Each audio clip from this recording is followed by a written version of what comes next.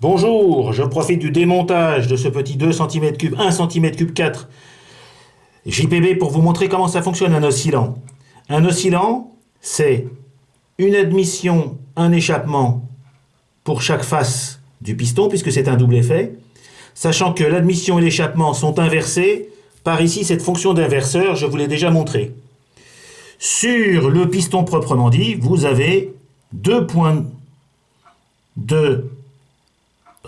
deux points d'accès au piston, au cylindre, équivalents, qui permettent donc recevoir ou laisser échapper.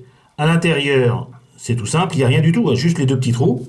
Et l'ensemble piston-cylindre, ici vous avez un piston avec un joint O-ring et le pied de cylindre.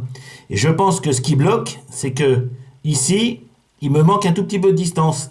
Comme c'est vissé, je vais dévisser d'un demi-tour la tige ici de piston, ce qui va me permettre de descendre légèrement le point d'attache avec la partie excentrique qui se trouve ici. J'ai bien vérifié que sur l'autre partie, ça tourne tout seul. Alors d'une main, je ne vais pas y arriver, mais sachez qu'effectivement, faites-moi confiance, ça marche tout seul. Donc c'est bien le côté que j'ai vérifié qui déconne. Et c'est rien du tout, c'est juste un petit réglage à faire. Parce que la température, les dilatations font que ce qui est juste aux quelques dixièmes peut s'avérer un peu moins vrai lorsque la machine chauffe. Donc je vais refaire des tests plus longs pour que les machines se rôdent, et puis on va voir. Donc là vous voyez, ça m'a pris 2 secondes pour démonter. Je vais redévisser, j'avais 2 vis. Je vais remettre les 4 vis qui tiennent tout l'ensemble. Et je vais refaire un test. Au revoir les amis.